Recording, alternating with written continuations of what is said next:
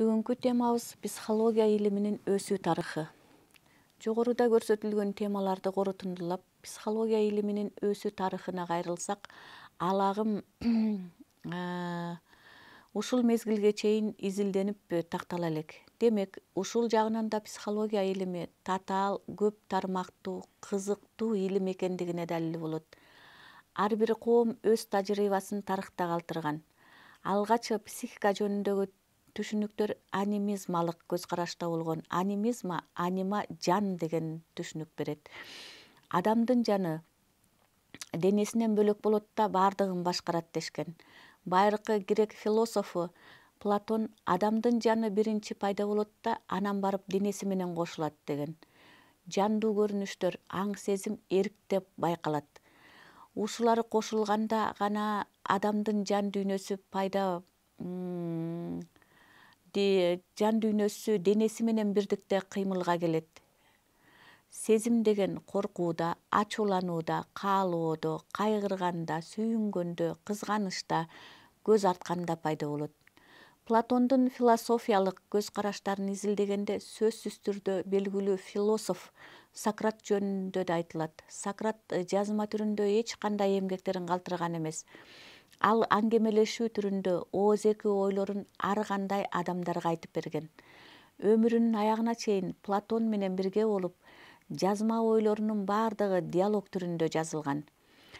Платон менен Сократтын эмгектери идеалисттик көз карашта жазылган. Дүйнө жана адамдын денеси менен байланышы тууралуу диалог түрүндөгү эмгегинде Федон же болбосо о душе деп аталган. Платон менен Сократтын философиялык эмгектериндеги көз караштарынын айрымдары психология илими үчүн көп жаңылыктарды киргизген. Демокрит жан, душа же болбосо курчап турган айлана чөйрөнү сезет жана анын атомдору аба аркылуу кыймылга келип, денени башкарат деген. Аристотель жан тууралуу ойлорун татаалданган жол менен белгилеген. О душе деген трактатында биринчилерден болуп атайын психологиялык ойлорду, бул ойлор көптөгөн кылымдар бою психология илиминин өзүү тарыхындагы негизги ойлордон болуп келген. Орто кылымдагы психологиянын өркүндөшү анатомо-физиологиялык өзгөчөлүк менен каралган. Адамдын жаңы психика менен байланыштуу болот дешкен. Бул мезгилдеги ойлор 12-кылымдарда араб ойчулу Авиценна, немис ойчулдары Гоклеус жана Кассманга таандык.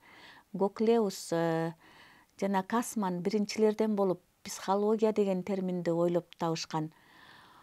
12-кылымдан баштап психология илими өзүнчө илим катары изилдене баштайт.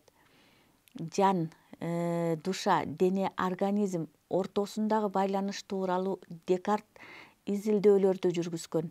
Адамдын денеси ар кандай бөлүкчөдөн турат жана эмне үчүн жан бөлүнбөйт, кантип жан адамдын денесиндеги баардык бөлүкчөлөрдү башкара алат. Бул карама каршы көз караштар башкача ойлорду жараткан психофизиологиялык байланышты белгилеген. Декарт алгачкылардан болуп интроспективдик аң сезимди субъект катары карап, ал ойлонууда эмне пайда болооруна жооп издеген. Декарттын жан менен денени биргелештирүү тууралуу ойлорун голландиялык философ Спиноза уланткан. Жан менен дене эмес экөө тең материянын бөлүкчөсү. Немис философу Лейбниц Декарттын ойлорун четке кагып, сезимсиз психика тууралуу баяндаган. Адамдын жан дүйнөсүндө ар дайым билинбеген психикалык күчтүү иш аткарылып турат. Ушулардын кабыл алуу, каалоо, сезүүсү пайда болот. Лейбниц адамдын психикасы менен физиологиялык түзүлүштүн кандайдыр бир күч башкарып турат деген. 13-кылымдан баштап эмпирикалык психология пайда болуп жана эмпирикалык психологиянын пайда болушу немис философу Вольфко таандык. Бул ачылыш психология илиминдеги жаңылануу болуп эсептелген. Психикалык көрүнүштөрүнө аны классификациялоо боюнча байкоо жүргүзүп, алардын байланышы тууралуу бул изилдөөнү уланткан англис философу Лок болгон. Анын изилдөөсүндө адамдын жан дүйнөсү пассивдүү кыймылда, бирок курчап турган чөйрөнү кабыл алууга жөндөмдүү болорун, сезимдүү кабыл алганда кыймылга келип баштаарын, жана башкача айтканда бир татаал идеялар жаралат деген түшүнүктү берген. Локтун ою боюнча психология тили ассоциация түрүндө биринин артынан дагы башка бир ойлорду жараткан. Ассоциациялык психологияны 13 кылымда англиялык врач жана дин кызматчысы Гартли улаган. Анын изилдөөсүндө адамдын психикалык чөйрөсү акырындап татаалданып өнүгөт деген. Ассоциациялык психологияны Милли жана Спенсер улаган. 19 кылымда психология илими өз алдынча илим катары изилдене баштайт. 19 кылымдын 60-жылдарында илимий изилдөө мекемелери ачылып, эксперимент жүргүзүүгө ыңгайлуу шарттар, биринчи психологиялык эксперименталдык лабораториялык иштер немис окумуштуусу Вунд катаандык. Вундтун изилдөөлөрүн улаган америкалык психолог Титчер болгон. Титчер структуралык психологияны психиканын өсүү негизи сезүүдөн, образдан, туюудан пайда болорун белгилеген. Титчердин изилдөөсүндө психология интроспекцияны, өздүк аң сезимдүүлүктү пайда кылаарын негиздеген. Курчап турган чөйрөнүн таасири борбордук нервдин иштешине таасир этет жана кайра жооп катары кыймыл аракеттен жасаган иштеринен, сүйлөөсүнөн берилет деген. Курчап турган чөйрө борбордук нерв кыймыл аракет, ишмердүүлүк, сүйлөө болуп эсептелинет. Россияда психология илиминин өсүп калыптанышына орус окумуштуулары Челпанов, Павлов көптөгөн эмгектерди жасашкан. 20 кылымда психология илими кризистик ситуацияга кабыл болот. Себеби мурда изилденген негизде жаңылануу көп пайда болгон эмес десек жаңылышпайбыз. Бихавиоризм тууралуу америкалык окумуштуу Уотсон төмөндөгүдөй сунуш киргизген. Психология илими аң сезимди, жан дүйнөдөгү көрүнүштү изилдебейт, себеби аларды байкоо кыйын.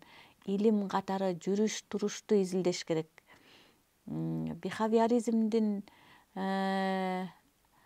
адамдын жүрүш турушу болуп эсептелет деген. Адамдын жүрүш турушунан, кыймылынан анын кемчиликтери байкалат, жекечелик өзгөчөлүктөрү билинет. Уотсондун изилдөөсүндө окумуштуулар Толмен, Халл, Скиннер мындай жыйынтык чыгарышкан. Кыймылдагы реакциялар өзгөрүлүп турат, ошондуктан бул психологияга түздөн түз тиешеси жок дешкен. Бихавиористтик көз караш антропология менен социологияга да тиешеси бар. Гештальт психологиянын пайда болушу Германияда Вертгеймер, Келлер жана Левинге тиешелүү. Бул окумуштуулар психиканы толугу менен изилдөө программасын түзүшкөн. Генетикалык структура изилдөөгө карама каршы турган гештальт, ар кандай кабыл алынган формадагы нерселер баары бири бирөөөндөй сезилиш керек дешкен. Мисалы, ар кайсы тональностдагы музыканы ар башкача уксак дагы бирөөөндөй сезилет, кабыл алынат. Гештальттык психологиянын психология илимине киргизген жаңылыгы бул психологиялык образды жаратууга көмөкчү болуусу. Андан кийин тереңдик психологиясы 1896 жылы пайда болду. Анын негизинен психиатр жана психолог Фрейд түзгөн. Фрейдтин физиолог жана невролог катары изилдөөлөрүнүн негизинде психикага физиологиялык гана көз караш менен кароо жетишсиз. Адамдын жан дүйнөсүн анализдөө керек. Адамдын көптөгөн көрүнүштөр, жакшысы, жаманы, кызыгуусу, кызыксызы, конфликттик ситуациялар жана башка ушулардын баардыгы адамдын бала кезден ден соолукта травма албай тарбияланышынан, курчап турган чөйрөнүн таасиринен, аң сезимсиздигинен жана ошондой эле өзүнүн жекечелик мен дегенинен байкалат деген. Ошондуктан адамдын психикасын билип чечүү үчүн толук анализдөө керек деген жыйынтык чыгарган. Фрейдтин изилдөөсүнүн негизинде пайда болгон ойлорду көптөгөн окумуштуулар колдонгон жана психология илиминин калыптанышына Фрейд эң пайдалуу салым кошкон. Ошондой эле когнитивдүү психология, бул билим психологиясы дейбиз. Окумуштуулар Найсер Пайвио тарабынан изилденген. Когнитивдүү психологиянын негизи болуп билим алуусу жана ал билимин эске тутуусу, вербалдык мамиледен эске тутулуп сакталышы, ойлонуусу болуш керек. Когнитивдүү психология адамдын эске тутуусунда, мээсинде схема түрүндө сакталыш керек. Кабыл алуусу, эске тутуусу, ойлонуусу жана башкалар адамда схема түрүндө сакталыш керек. Бул изилдөөлөрдүн негизинде адамдардагы болгон билимдүүлүктүн түрлөрү, аларды талдай билип, негиздүүсүн кабыл алуусу, эске тутуусу эсептелет. Гуманисттик психологиянын негиз салуучулары Омпорт, Мюррей, Мерфи, Роджерс, Маслоу. Психологиялык изилдөөнүн негизи адам личность дешкен. Гуманисттик психология башка психологиялык изилдөөлөрдөн айырмаланып, адамды башкалар анализдебей, адам өзүн өзү анализдеп, өзүнө өзү баа берүүнү билиш керек дешкен. Адамдын коомдо калыптанып, инсан, личность катары өсүп өркүндөшүнө анын өзүнүн аракети, аң сезимдүүлүгү, умтулуусу, чыгармачылыгы негизги ролду ойнойт. Адамдын умтулуусу жок болгондо адамда эригүү, кыйынчылык пайда болот. Адам ар дайым ойлогон ойлорун ишке ашырууга, кызыктуу нерселерди алууга аракеттенип, жаман ойлордон алыс болуусу керек. Адам баласы өзүнүн жекечелик, инсандык, мен деген касиетин бийиктикте тутуп, ийгиликтерге, ой максатын орундатууга тырышуусу зарыл. 20-кылымда психология илимине окумуштуулар көп жаңылык изилдөө жүргүзүшкөн, жаңылык киргизишкен. Выготский жогорку психикалык функцияларды ойлонуу, орундоо сүйлөө же болбосо ойлонуп туура сүйлөө, логикалык эске тутуу, көңүл бөлүү, психикалык формалардын болушун көрсөткөн жана ошондой эле адамдын коомдогу тарыхый, маданияттык өзгөрүштүн негизинде өсүүсүнө негиз салып изилдеген. Ушул өзгөрүш алгач тышкы ишмердүүлүктө, анан толугу менен ички процесске айланат. Булар адамдарда бири-бири менен сүйлөө аркылуу, мамилелешүү формасында, психология жана педагогикада индивиддин маданиятынын калыптануусун, Пиаже баланын интеллектуалдык өнүгүүсүн, баланын өмүр жолунун өнүгүшүн изилдеген. Себеби баланын калыптанып, коомдогу жүрүш-туруш эрежелерин өздөштүрүүсү анын келечекке болгон даярдыгы. Выготский белгилегендей, адам психикасы жаш курагы боюнча, ал эми Леонтьев иш аракеттин ар бир куракка тиешелүү принциптерин белгилеп, карым-катнаш мамилелешүүнүн ар бир жашта өзүнө тиешелүү өнүгүү мезгили бар экенин тактаган. Адамдын жан дүйнөсүн, кулк мүнөзүн, кызыкчылыгын, талабын, баалуулугун изилдөө көптөгөн илимпоз психологдор тарабынан уюштурулган. Англиялык философ, агартуучу жана педагог Джон Лок адамзаттын ээси жөнүндө тажрыйба деген эмгегинде адамдын жан дүйнөсү доскага окшош.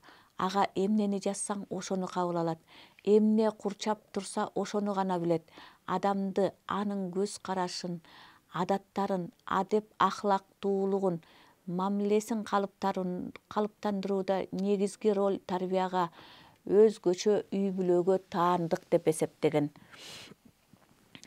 Француз окумуштуусу Руссонун айтуусу боюнча адамдын психологиясынын инсан болуп калыптануусуна 3 фактор — табият, адамдар жана коом таасир этет деген.